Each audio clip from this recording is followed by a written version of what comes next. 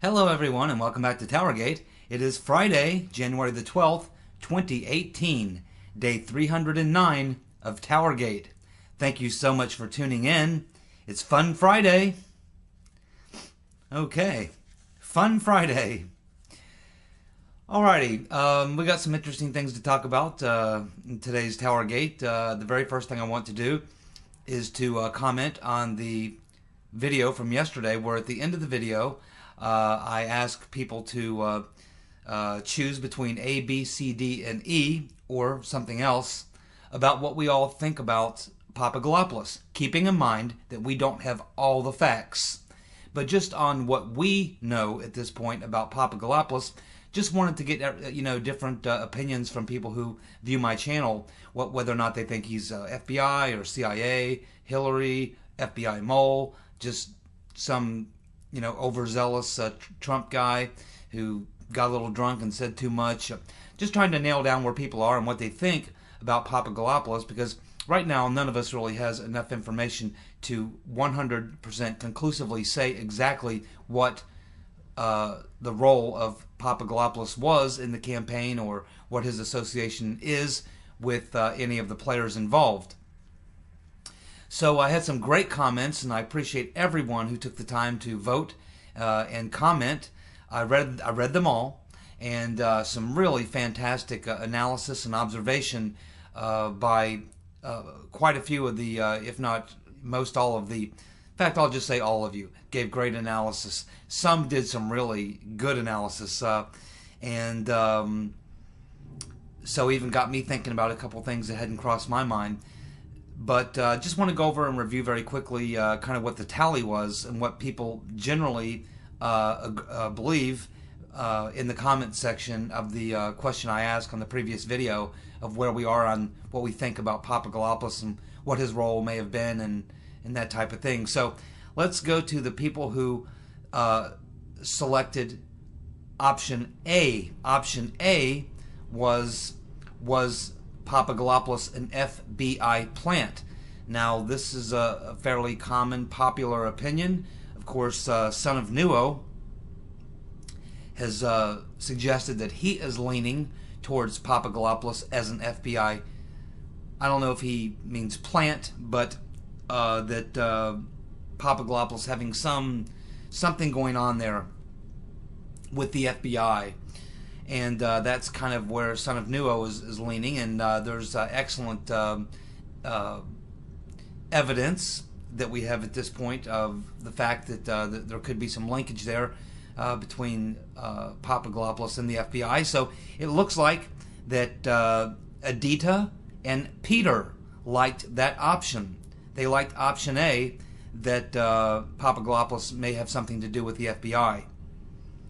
Then we had the most popular response was option B. That would be that Papagalopoulos was somehow connected with Hillary Rodham Clinton, the Rotten Reverend. And the people who preferred option B would have been Patty, Yakmaster, Jeanette, and Thesaurus. They all selected option B as their choice, believing that Papagalopoulos was most likely connected or planted by the Rotten Reverend Clinton.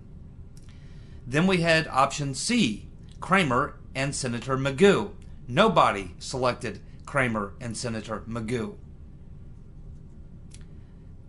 Option D, that Papagalopoulos was just an advisor who just had too much to drink and started leaking to the Russian ambassador and to some FBI people or something. No one really liked that option either, so no one really went with C or D. Then we had option E, which was Papagalopoulos being possibly a plant by Fusion GPS or somehow connected to the players within Fusion GPS, Glenn Simpson. And we had Just Me and Carla thought that Papagalopoulos' connection or plant may have been connected to Fusion GPS. Then we had something else, or which one person selected that, which would have been all of the above, which he could have been all of the above, which is also a very good option, and that was by Ineluctable Fate. And that one's a little tricky because there's a lot of players there. But when you think about it, these are all connected inside the cabal. The FBI, the Rotten Reverend, Kramer and Magoo, Fusion GPS, are all really interwoven and interconnected in this game. And I think you can throw the CIA in there as well.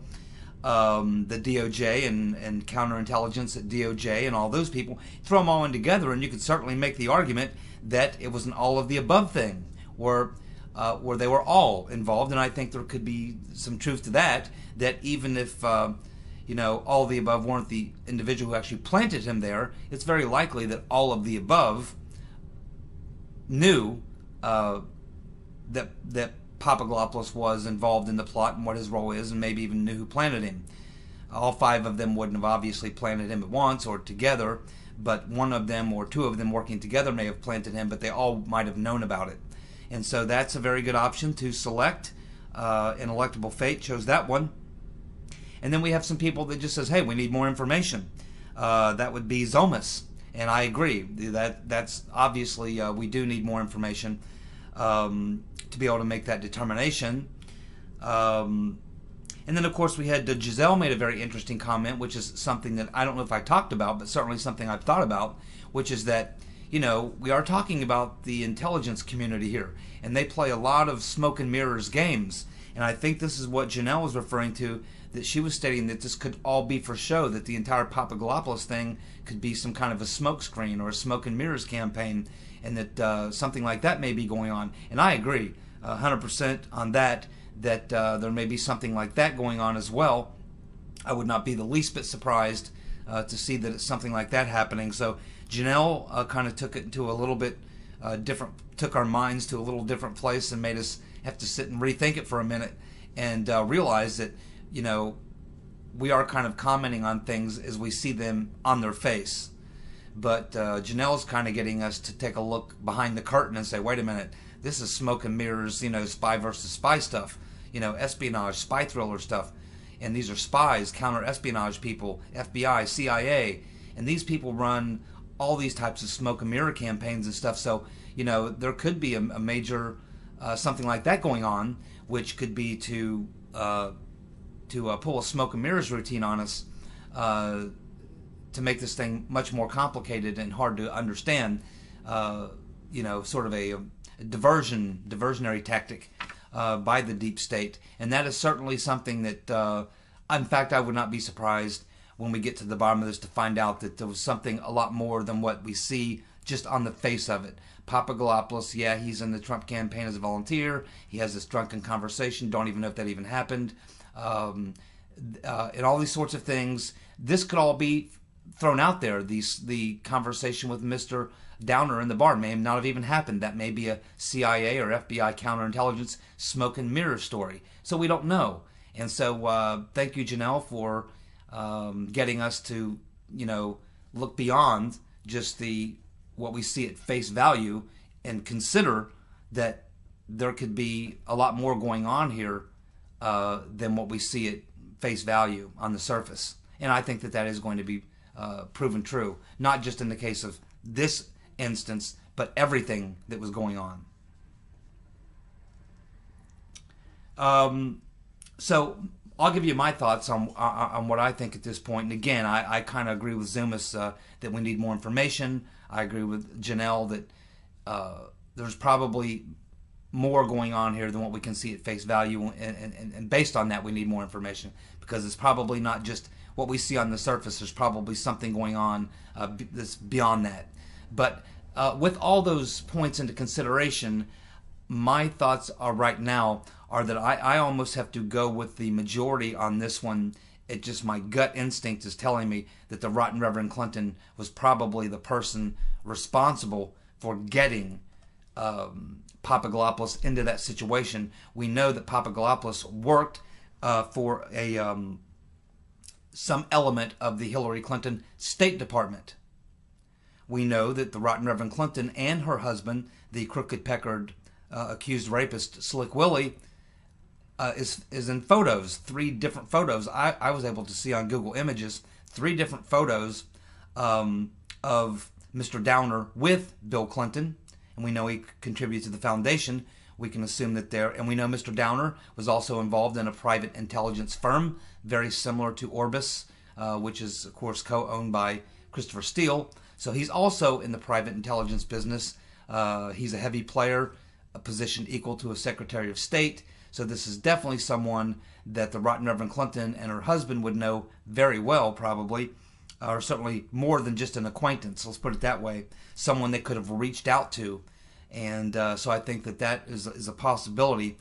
And I kind of agree with, I can't remember which commenter it was, but he did a very good explanation for why he doubted the FBI angle. And I have to agree with him that I think it's highly unlikely, two things, that the FBI would take such a risk at planting someone in there like that. And if they did, they probably wouldn't select a raw amateur like Papagalopoulos. They would select a real pro, and probably someone with no connections at all to any campaigns or anything like that. I mean, they would go with a real outsider, someone really on the outside, probably someone even not even a U.S. citizen.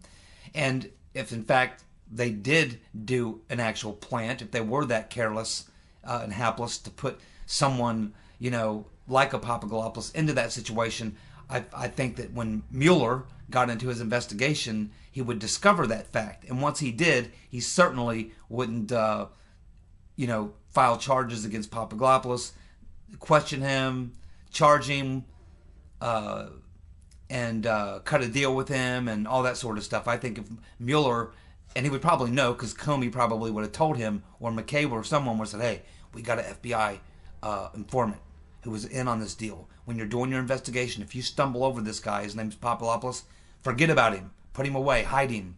Do the best you can. That they certainly wouldn't arrest him, get him out in the headlines, make him the feature piece of news stories if he was actually operating as an FBI plant. That just doesn't work for me. You know, and it could be some sort of trickery or something, but those are the two issues I struggle with, believing that the FBI planted Papagalopoulos. Now, I do believe, kind of going back towards maybe in the direction of Son of Nuo and a couple other people who do believe that the FBI, that would be Peter and Adita, that possibly the FBI had some involvement with Papagalopoulos.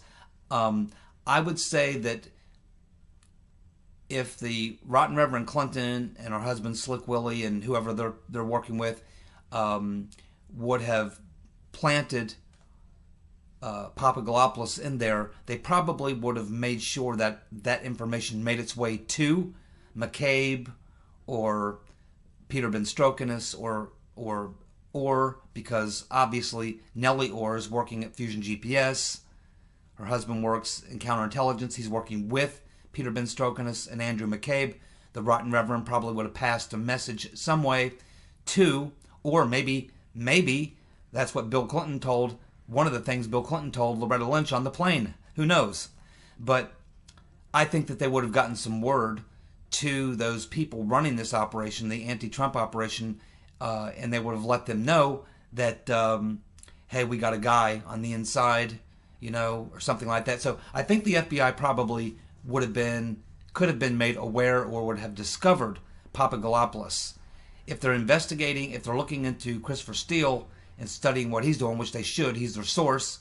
They're trying to find out his sources, and they got their men in Rome and all this type of stuff. And Papagalopoulos is in Rome. He is associating with these individuals alleged to be sources in the dossier. The FBI certainly would have had. I can't see how they could be looking into this and not stumble onto Papagalopoulos. So they probably had some information about him and probably were aware of him. But I don't think that the FBI planted him. If I had to suspect, I would think that the Rotten Reverend Clinton, if she wanted to make this happen, that the person she probably would have worked through was most likely John Brennan, CIA. Because John Brennan at the CIA has those deep contacts into British intelligence and probably would have also been able to get contacts through to Mr. Downer that way. And so I think it was the Rotten Reverend's probably idea, probably cooked up by the Rotten Reverend, and maybe her husband and maybe a couple other people may have cooked it up. But I think she would have handed it off to probably Brennan to actually put it into motion and make it happen. So yeah, I have to go, I think, on this one at this point, I have to go with the fact that it feels in my gut like something that Hillary, the rotten Reverend Clinton, and possibly her husband were probably the instigators of getting Papadopoulos in there. And I do believe that he was some kind of a mole or something. There was just too much evidence to suggest that he had to be something more than a campaign volunteer. He was in there and he was working for someone besides himself. He was working for someone.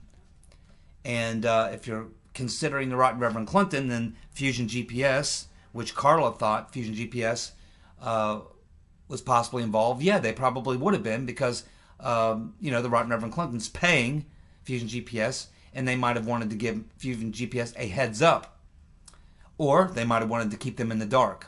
I really don't know, but my gut tells me if I had to pick one of these 5 options, I would have to say that the instigator was the rotten Reverend Clinton, and probably the facilitator would have been John Brennan and the CIA.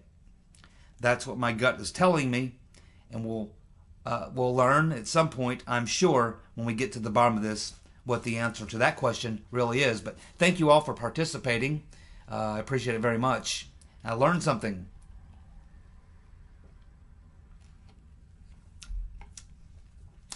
Let's cover some breaking news. What do you say? In the last 24, 48 hours. Well, as you know, Diane, turn in your guns, Mr. and Mrs. America Feinstein. Yes, I know I'm mispronouncing her name. I'm doing it on purpose. As one of the other contributors said, Mr. and Mrs. America, turn in your guns, Mr. and Mrs. America Feinstein blames her haphazard release of Simpson's testimony on having a cold. She had a cold and maybe wasn't thinking clearly.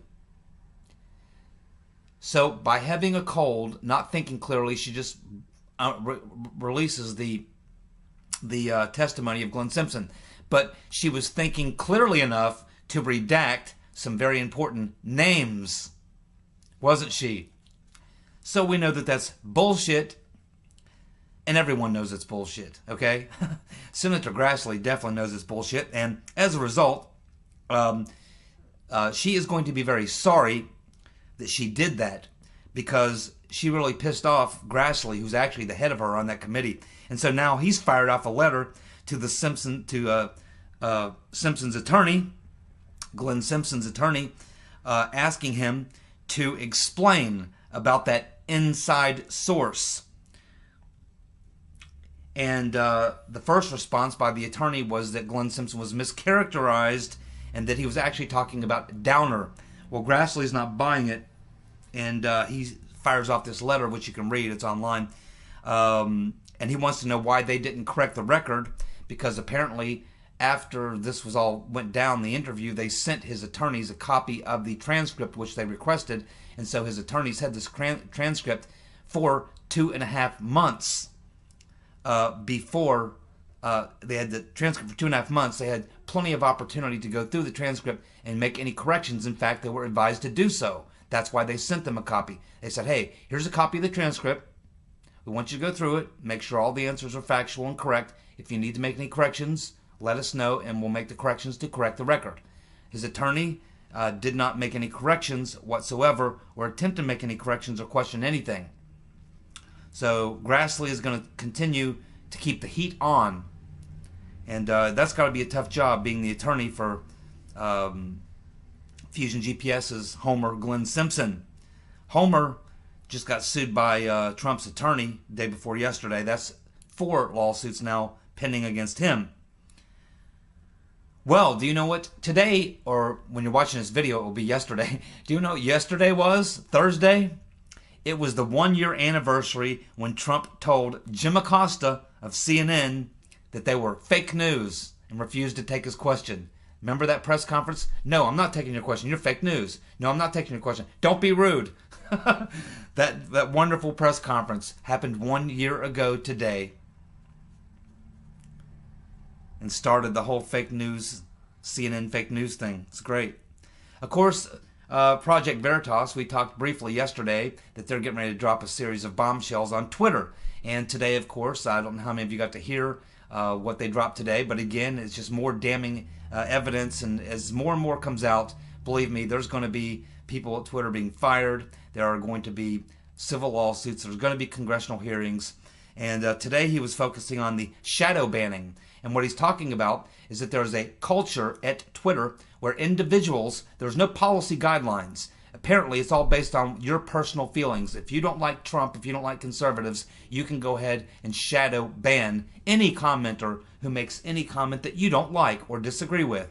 And apparently what happens here is you make a comment, you think it goes out to all your friends, but it doesn't, because one of these people at Twitter will go in and remove the comment without telling you, which is a violation of their terms of service. And again, this is going to continue, and I listened to the audio. It was actually on the radio. I was listening to it on the radio as I was coming home from work, and it was kind of, I couldn't hear it very well. I have to listen to it again on the internet, but just from what I could hear, yeah, I mean, you can hear there's an entire culture, and you can hear this individual who works at Twitter saying, yeah, I mean, there's no guideline. I mean, it's based on your own personal feelings. If you don't like the comment, then you can ban it, you can remove it, and but you don't tell the person who posted the comment about it. And that's just wrong, man. That's just wrong. And this is why a lot of people are going to be canceling their Twitter accounts. This is going to cost them a lot of money, a lot of headaches, a lot of aggravation. People will be fired, there will be congressional hearings, and there could be some real blowback to Twitter for this, and there should be. Just absolutely, and it's just, what's amazing is when you look back at the election, how Trump won is just extraordinary, how he could have even won.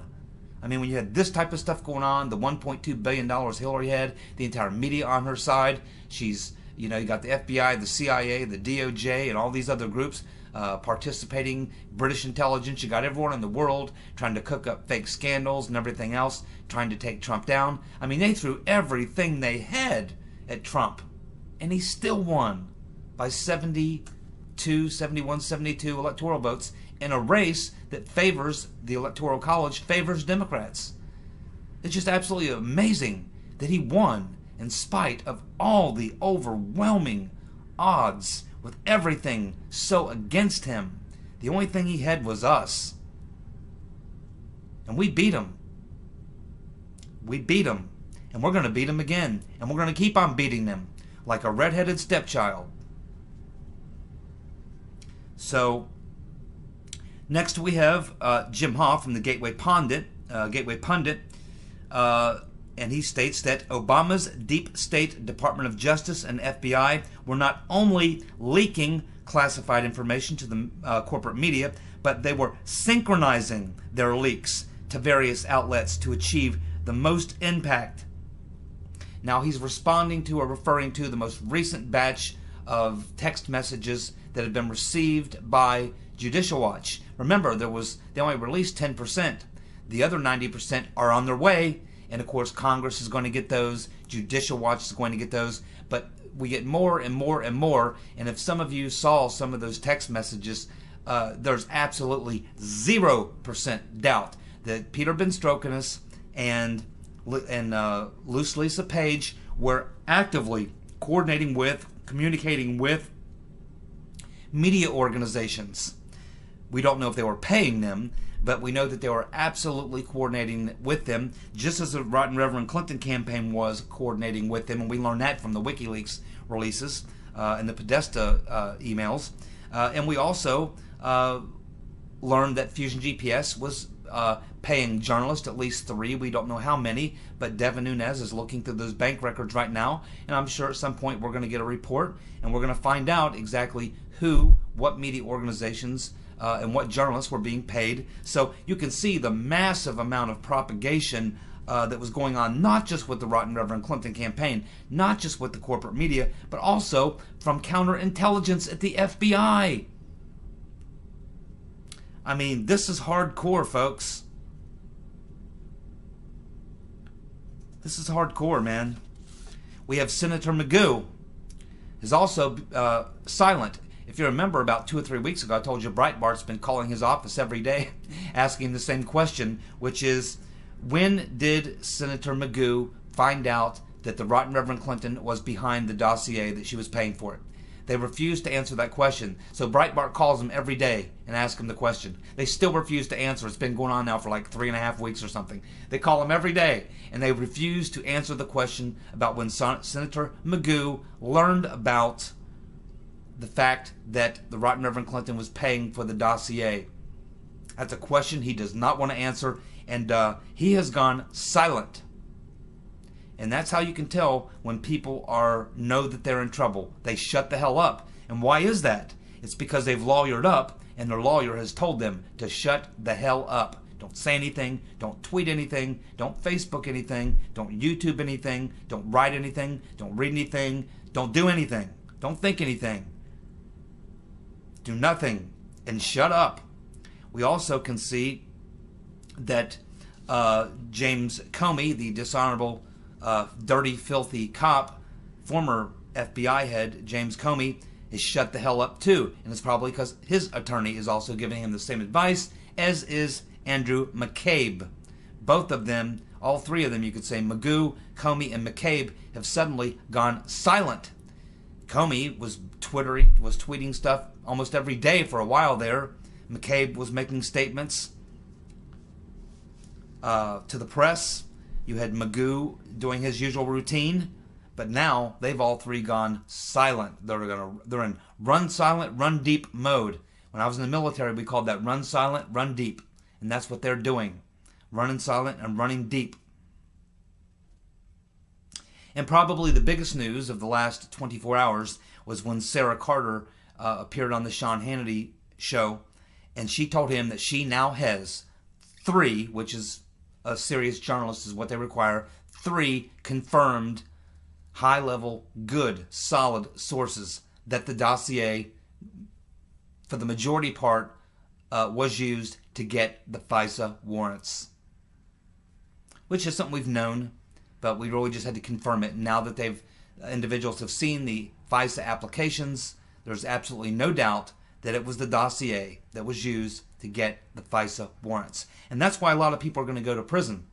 A lot. Dozens and dozens and dozens of people are going to jail. Because remember, we talk a lot about the main characters here. We talk about Peter Benstrokinus, Luce Lisa Page, Rod Steen. We talk about Senator Magoo, Mr. Kramer, Homer Simpson. We talk about all these individuals, Nellie and Gary, or whatever his name is. We talk about these individuals, but remember, there were many dozens and dozens of people in the FBI and Justice Department who are in the tier below them who are actively involved in this as well, and they are going to be caught up in this as well. Anyone who participated in any way, shape, or form is going to be caught up. And my guess is that right now, as we're awaiting the Inspector General report from the Inspector General, Michael Horowitz, the custodian, what he's probably been charged with at this point is he's probably been contacted and told, okay, we have to protect the deep state. We can't let the top tier players go down because the deep state goes down with them. So we have to find people to throw under the bus. And so my guess is Mr. Horowitz, the custodian, in his effort to clean this up, has probably been given a list of names of people that can be used as sacrificial lambs. They're hoping if they can throw, a handful, half dozen or a dozen people, maybe mid-level people, probably Benstrokinus, he's probably got to go. Lisa Page probably going to be thrown under the bus. Ben and Nellie will probably be thrown under the bus. These people will probably be thrown under the bus to try to save the people above them, which would be, of course, Yates, Jarrett, Obama himself, the Rotten Reverend Clinton, although I think they're willing to throw the Rotten Reverend Clinton under the bus too. But I would say that the Inspector General, that's what his job is now, is simply to clean up the mess as best he can. He's probably been told who can be sacrificed and who to try to save, and I expect that that's what will be reflected in his report. But anyway, we do have 3 confirmed sources now from Sarah Carter. Sean Hannity has different sources also confirming this. So I think at this point we've reached that Alexander Butterfield moment. The Alexander Butterfield moment.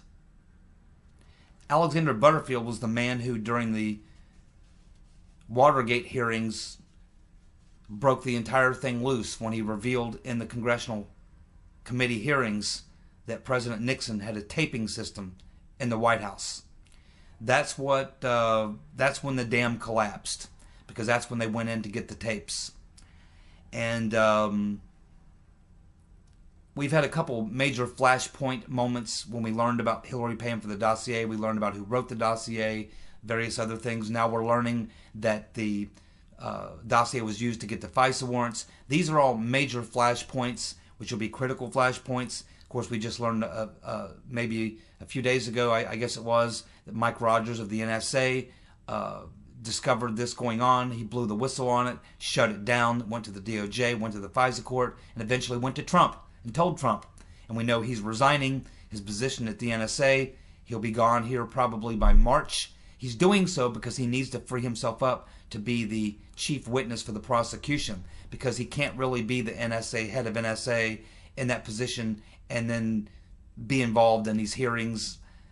You know, it compromises his position at the NSA. He can't do both. He would either have to shut up and say nothing and remain NSA director, or he would have to resign from the NSA, end his military career, become a citizen, and then he's free to go ahead and become the star witness for the prosecution, which I believe is what is on his mind and why they are all going down. So anyway, this is kind of what we got for today. So I do appreciate you all tuning in. Thank you so very much. We'll be back tomorrow. Again, this Saturday, I expect I'll have that video up by sometime early afternoon, maybe 3, 4 o'clock in the afternoon. So it won't be, you know, late on a Saturday night. It'll be probably mid to late afternoon on Saturday. I'll get the Saturday TowerGate video up. So happy Friday, everyone. And we're supposed to get hit with a big ice storm tomorrow. So we'll see. We'll see how that goes. I'll probably be caught right in the thick of it, you know. So we'll have to see what happens there. But y'all be safe. Thank you again so much for tuning in. You guys have a good night. Take care, and I'll see you next time around Saturday afternoon. Alrighty, bye.